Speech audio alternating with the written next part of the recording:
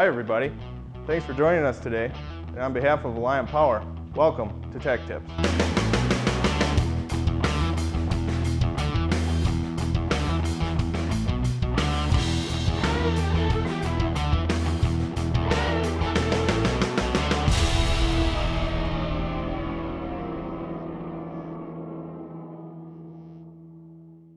My name is Mike Wagner, Service Operations Manager, and in today's episode, we'll be performing some diagnostic tests on a 2005 Ford F-250 with a 6-liter Power-Stroke diesel engine. The truck's in our shop for a runnability complaint of hard starting and rough running. Let's get out to the shop and begin our diagnostic test. The diagnostic tools we'll be using today consist of a Ford IDS scan tool, a voltmeter that we'll be using for both electrical tests and pressure tests, a vacuum gauge setup, and a basic set of hand tools. To aid in our testing today, we'll be using a rough running diagnostic guide developed by Alliant Power. This guide gives us 12 easy steps to follow, and by the completion of the guide, we should have a good idea of any issues the truck may be having. Let's begin our diagnostics by verifying the operator's complaint of hard starting and rough running.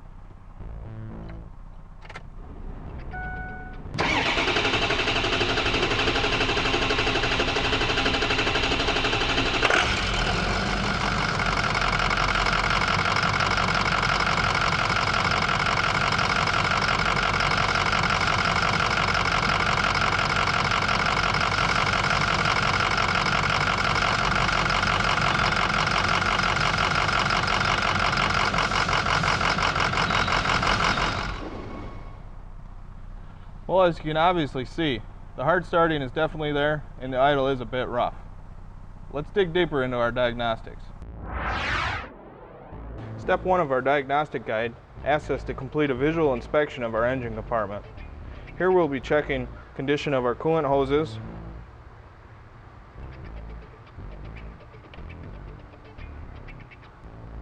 we'll be inspecting our battery cables and connections,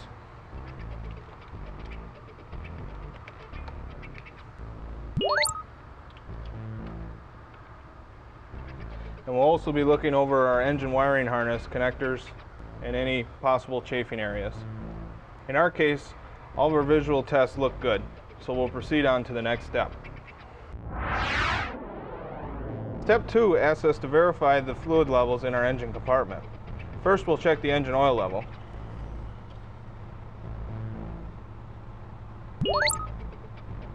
Next, we'll verify the level of our coolant. Also, this step asks us, if possible, to verify the age or miles on these fluids. In step 3, we'll be inspecting the intake and exhaust system for any signs of damage or restriction. We'll start first by inspecting our intake. First, we'll inspect the intake restriction gauge to see if it shows any signs of damage or if it shows a restriction. Next, we'll remove the entire intake system and inspect for any possible damage. We'll begin by loosening the upper clamp. We'll unplug our mass airflow sensor. We'll remove our upper coolant hose.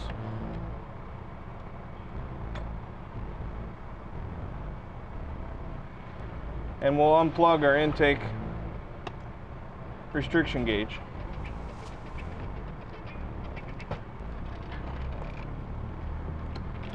Then the entire assembly can be lifted up and out.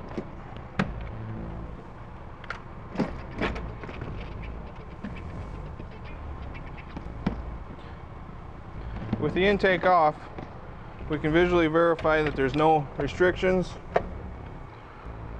or that the air filter element itself has any problems.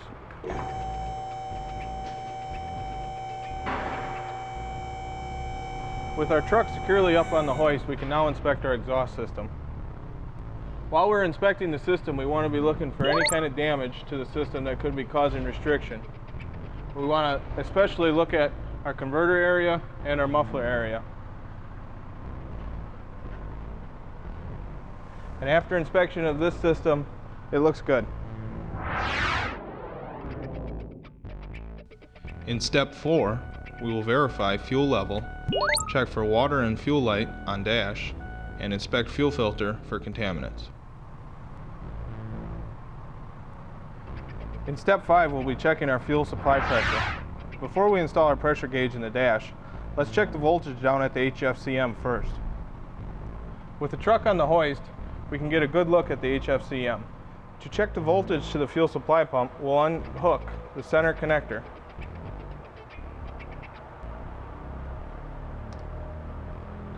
With this connector unhooked, we'll install our test leads and monitor the voltage with the key on.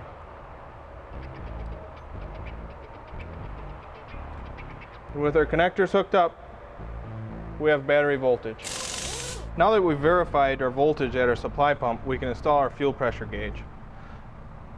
We'll install our pressure gauge up at the secondary fuel filter housing on the test port located on the bottom of it. First, we'll remove the test plug.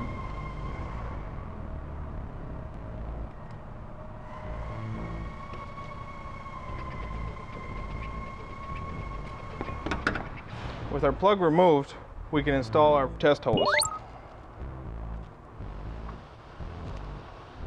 With our test hose installed, we'll install our pressure gauge. We can now start the truck and check the pressure. On step 6, we'll be checking the fuel supply system for restriction. We'll install our 0 to 30-inch vacuum gauge on the inlet side of the HFCM. We'll start this procedure by removing the inlet line to the HFCM,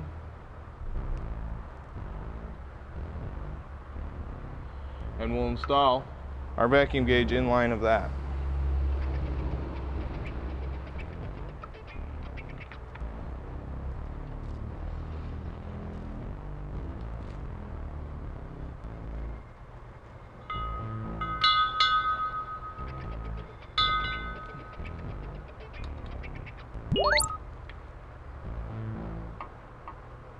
Now we'll start the truck and monitor the reading at idle.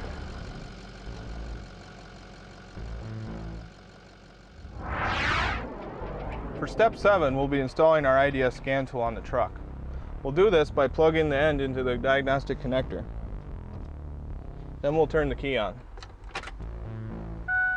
Once our IDS software is up and operational, we'll scan the truck for history and current faults. Any faults found should be recorded on the guide sheet. Next, we will perform our key on, engine off self-test with our IDS scan tool. Again, any faults logged during this test should be recorded. We will also perform our key on, engine off injector electrical self-test. Faults set on this test should be recorded as well. In step 8, we'll be looking at specific parameters while engine is at idle.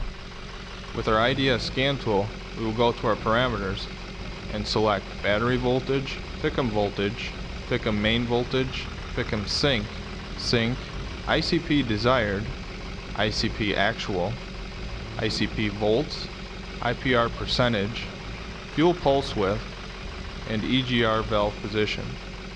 After these parameters are selected, we will monitor the readings with the engine at idle and record them on the table listed in our diagnostic guide.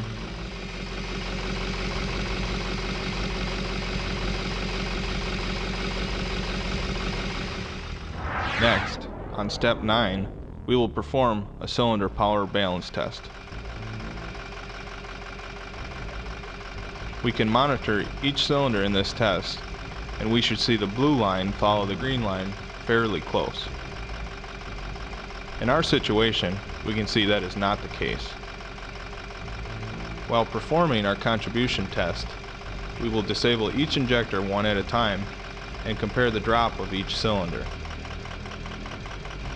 As you can see, when you move to the next injector, the shadow of the previous result is still shown in gray, and we will use that to compare the injector cutout results.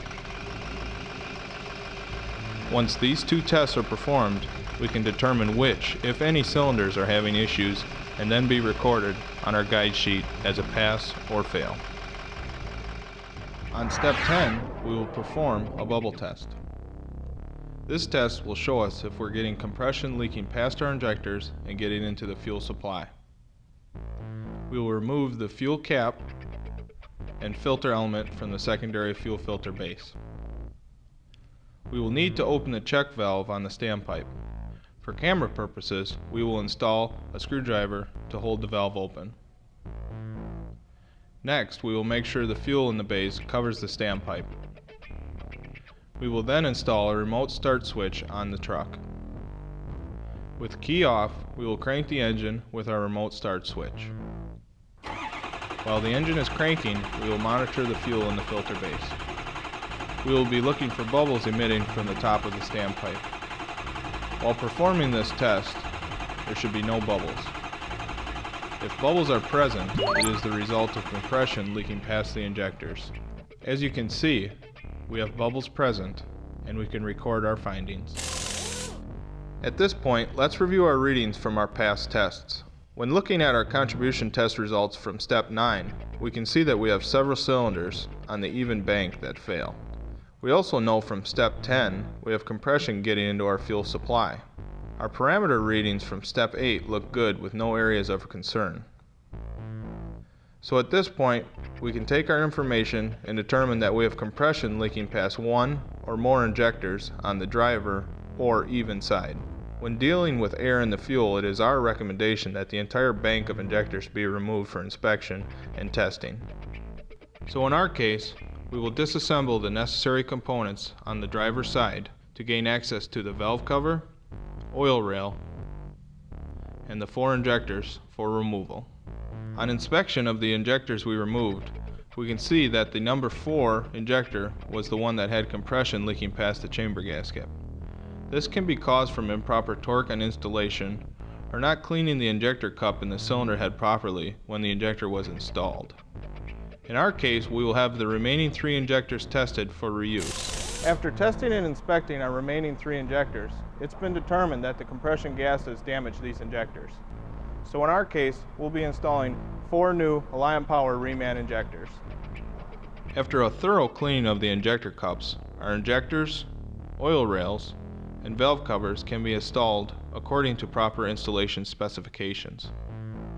Anytime injectors are removed, it is good practice to change the engine oil and filter. In our case, we'll be installing new fuel filters as well, since they were removed during our diagnostic tests. With the engine reassembled and ready for startup, we need to go back into our IDS scan tool and clear out any faults that were previously stored. Once the faults are cleared, we are ready for engine startup.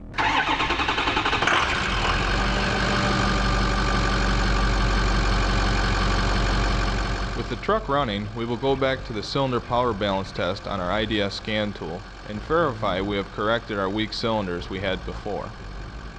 As we can see here, our blue line follows the green line quite close now. Okay, our contribution levels are looking good, and after a visual look in the engine compartment, it's time for a test drive.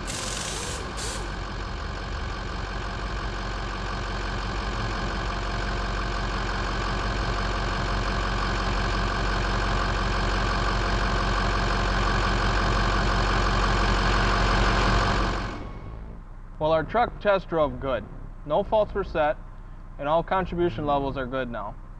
We've also confirmed that the original operator's complaint is gone. Well, everybody, that concludes our work on the 2005 Ford F-250 Power Stroke.